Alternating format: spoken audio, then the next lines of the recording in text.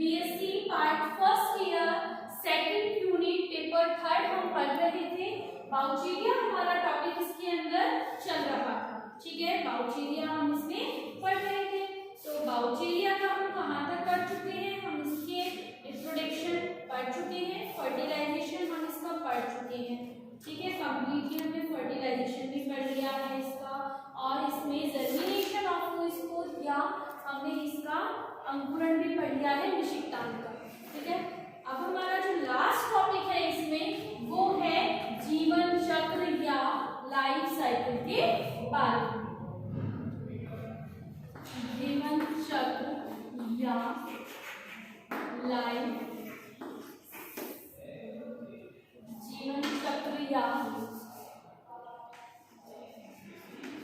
Life cycle, ठीक है। Vaucheria का किसका है ये? बाउचीरिया।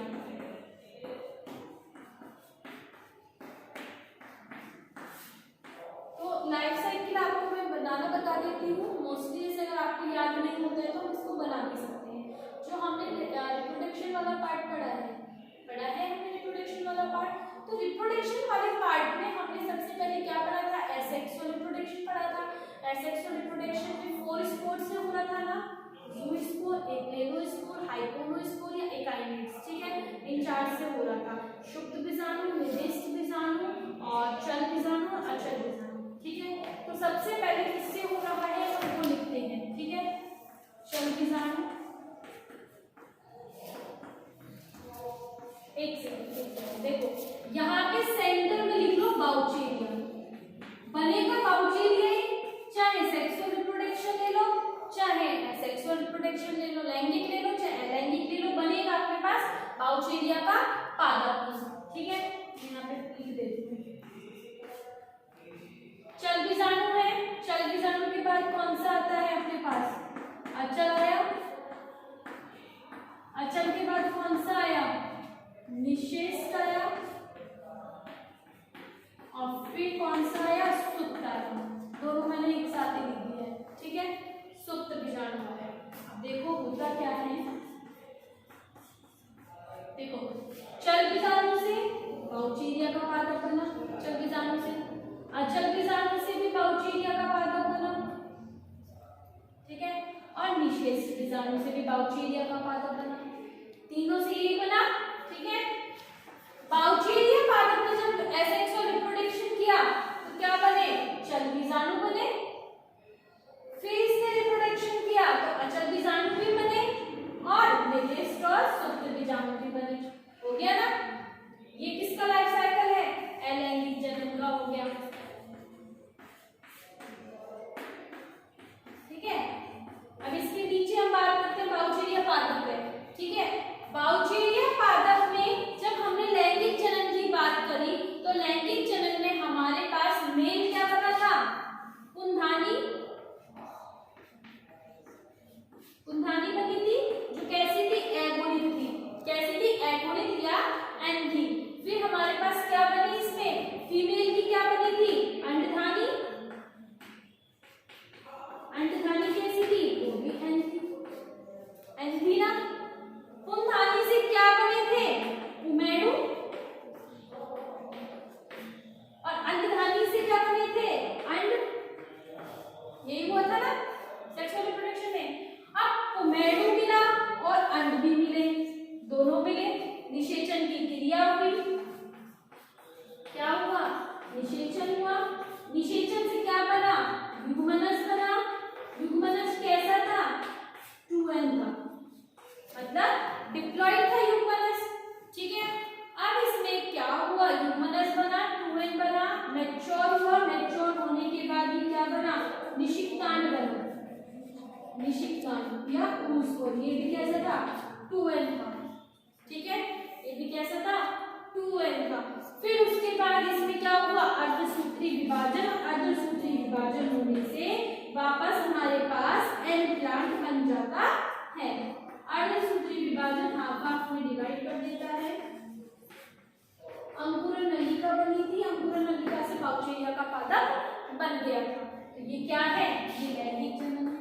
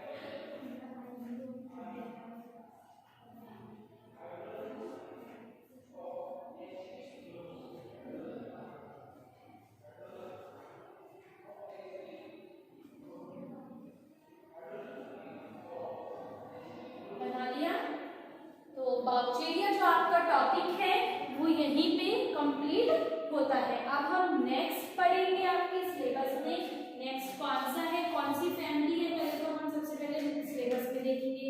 सिलेबस में आपके पास नेक्स्ट फैमिली कौन सी है, फियोफाइसी। फियोफाइसी में फियोफाइसी में कौन सा है, एक्टोकार्पस। ठीक है, तो हम एक्टोकार्पस पढ़ेंगे। अब हमारा अगला टॉपिक है फियोफाइसी, एक्टोकार्पस, देन हमारे पास पॉलीसाइथोनिया आएगा, उसके बाद आपकी इसकी सेकेंड यूनिट भी कंप्लीट हो जाएगी।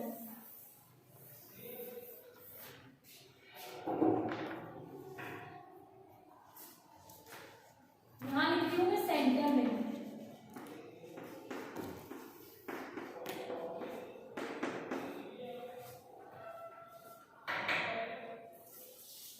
फियोफाइसी इसका है एक्टोकार्पस।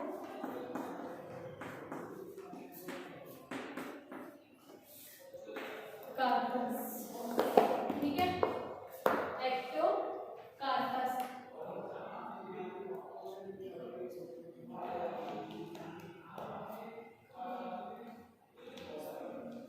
ठीक है, सबसे पहले हम इसमें क्या करेंगे, सिस्टेमेटिक पोजीशन, वर्गीकृत स्थिति या वर्गीकरण, वर्गीकृत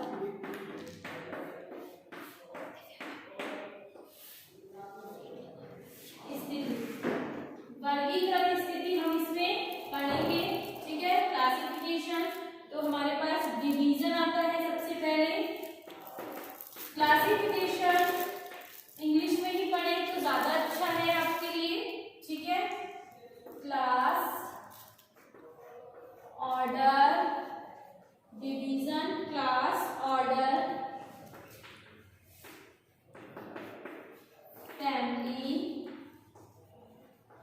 जीनस, स्पीसीज।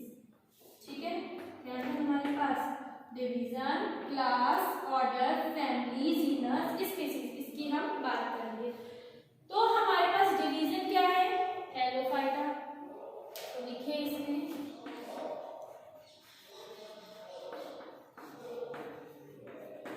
हेलोफाइटा क्या है, डिवीजन है।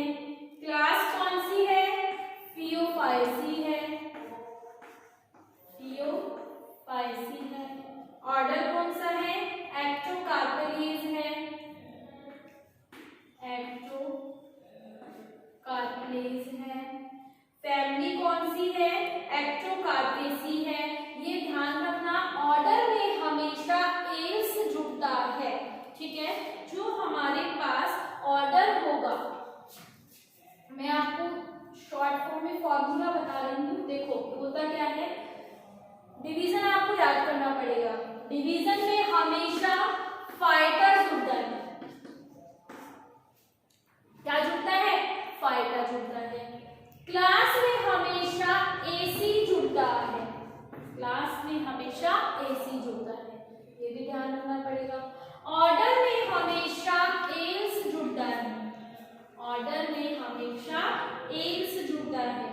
और फैमिली में हमेशा एसी जुड़ता है, फैमिली में हमेशा एसी जुड़ता है। ठीक है, ये चार फॉर्मूले आप याद रख लो, ऑटोमेटिकली आपका क्लासिफिकेशन डिवाइड हो जाएगा। लेकिन उससे पहले आपको ये याद रखनी पड़ेगी। ठीक है, एक्टोकार्पस है तो ऑर्डर, फैमिली, जीनस, स्पीसीज इसी से बन जाएगा। क्लास, और जिसको याद करना पड़ेगा, क्लास आपको पता होनी चाहिए, फियोफाइसी है, जेंटोफाइसी है, रोडोफाइसी है, क्लोरोफाइसी है। ठीक है, ये होती है क्लास। डिवीजन सबका अभी तक जो हमने पढ़ा है वो अभी तक सभी का जेरोफाइटा ही था। ठीक है, तो फैमिली क्या होती है, एक्टोकार्पेसी, एक्टोकार्पेसी। Genus, Ectocarpus. और स्पीसीज कौन सी होती है, स्पॉन्जियोसस। ठीक है, लिखो इसमें स्पॉन्जियोसिस। स्पॉन्जियोसिस इसकी क्या हो गई,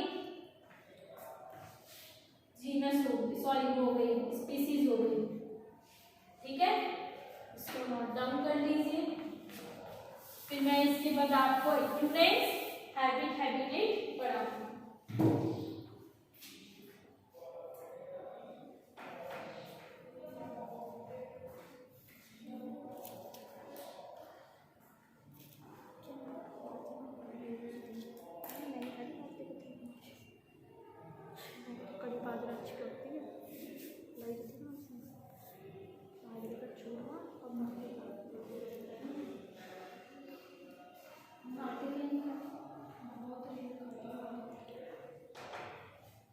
इसको लिख लीजिए।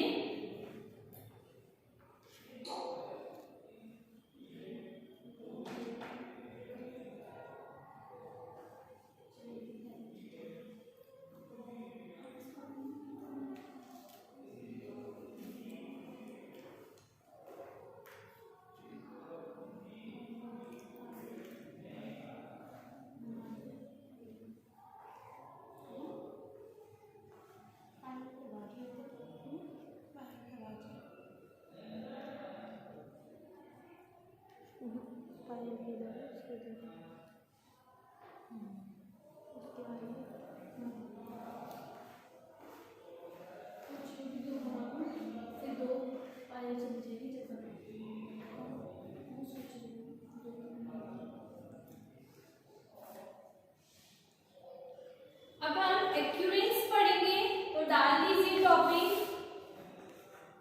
सॉरी प्राप्ति स्थल, हिंदी मीडियम में प्राप्ति स्थल। प्राप्ति स्थल को हम एक्यूरेंस भी बोलते हैं। तो इसको भी देखते हैं। अब हम इसको लिखेंगे।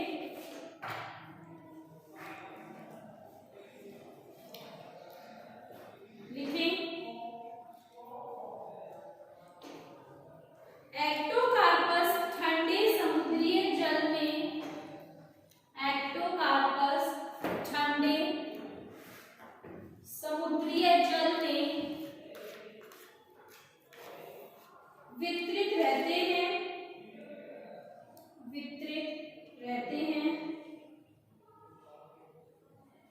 और यह छिछले समुद्र में, और यह छिछले समुद्र में आधार पर चिपकी हुई मिलती हैं, आधार पर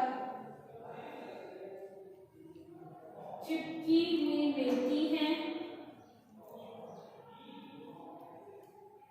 अलवणीय जल में पाई जाती हैं, अलवणीय जल में पाई जाती हैं।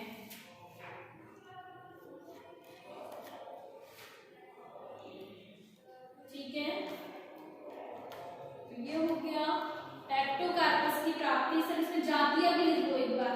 फियोफाइसी में 240 वंश, फियोफाइसी में 240 वंश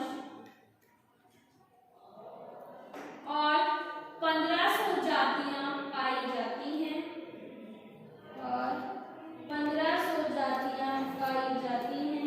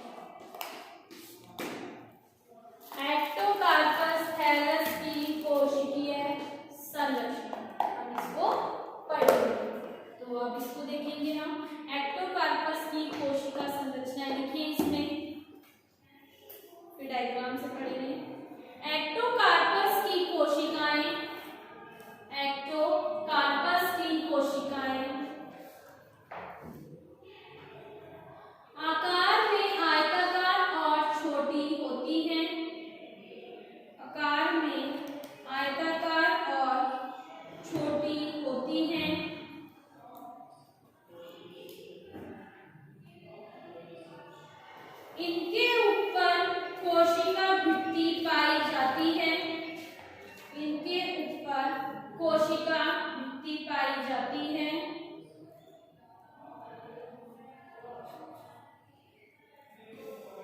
जिसकी बाहरी परत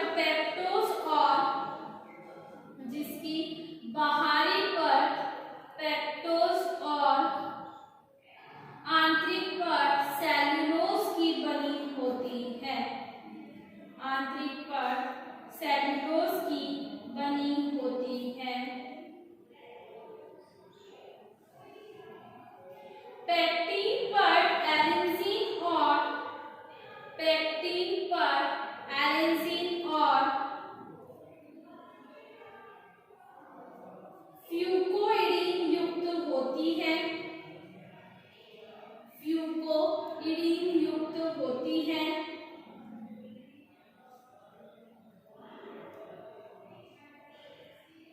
कोशिका में रिक्तिका पाई जाती है।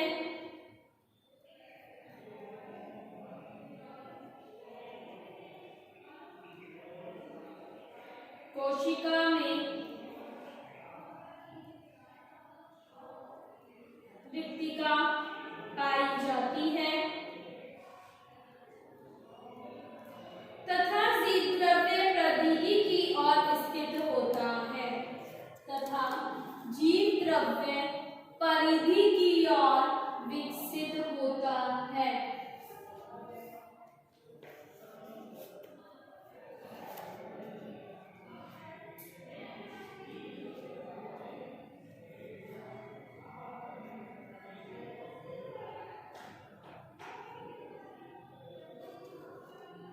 एक केंद्रक और कई बिंभाग या पट्टी के रूप में एक केंद्रक, बिंभाग या डिस्कॉइड या पट्टी के रूप में वर्णकी लवक उपस्थित होते हैं। वर्णकी लवक उपस्थित होते हैं।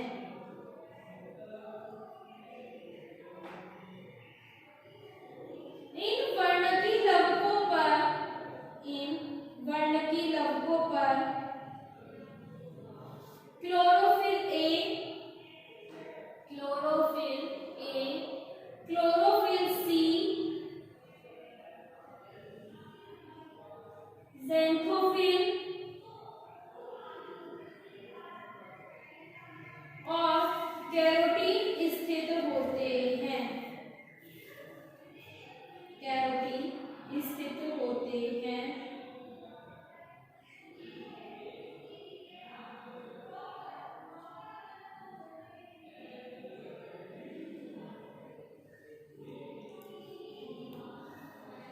वर्णकी लवकों का मुख्य वर्णक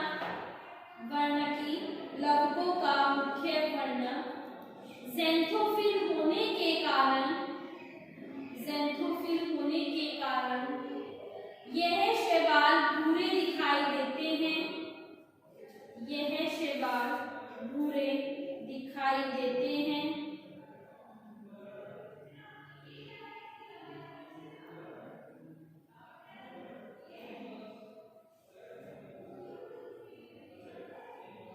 भूरे दिखाई देते हैं। संचित भोजन के रूप में फ्यूकोसन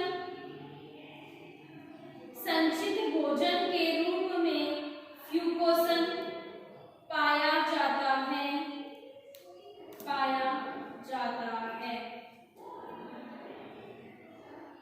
ठीक है, ये हो गई इसकी सेलुलर स्ट्रक्चर। अब हम इसकी एक बार डायग्राम बनाएंगे और एक बार डायग्राम से इसको समझेंगे। इसकी शेप कैसी होती है, आयताकार होती है, छोटी होती है। ठीक है, उसके ऊपर सेल वॉल भी प्रेजेंट होती है। सेल वॉल की जो बाहर की लेयर होती है वो पेप्टोज से बनी होती है और अंदर की जो लेयर होती है वो सेलुलोज से बनी होती है। जो पेप्टोज होता है उसके ऊपर एलेंसिन या फ्यूकोडेंड्रिन की लेयर बनी हुई रहती है। ठीक है, उसके ऊपर डिकम्पोजिशन या फिर कह सकते हैं निक्षेपण पाया जाता है। कोशिका के मध्य में क्या होती है, रिक्तिका पाई जाती है और वो जीवद्रव्य वृद्धि की ओर स्थित होता है। मतलब जो जीवद्रव्य भरा रहता है उसमें परिधि की ओर इसमें भरा हुआ रहता है। इसमें कई केंद्रक होते हैं और जो केंद्रक होते हैं उनकी आकृति कैसी होती है, विभाग के रूप में होगी या किसी पट के रूप में मिलती है, इस प्रकार इसकी आकृति होती है।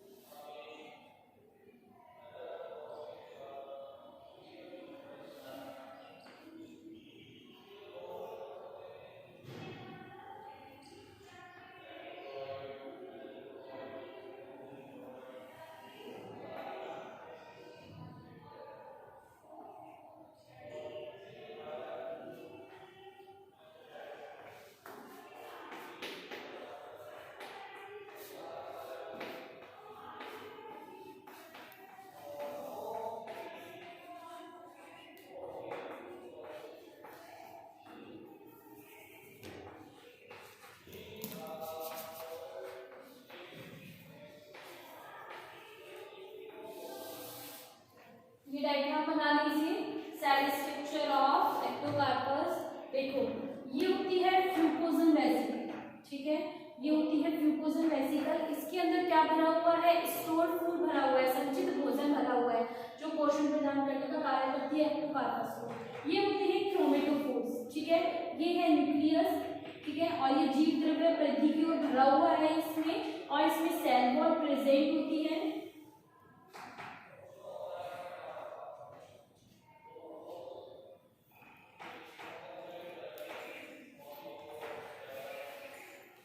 ये क्या है, सेल वॉल, ठीक है, जिसमें बाहर की लेयर पेक्टिन की है इसमें, और अंदर की जो ये वाली सेल वॉल है ये सेल्यूलोज की है, ठीक है। इसको बना लीजिए कंप्लीटली।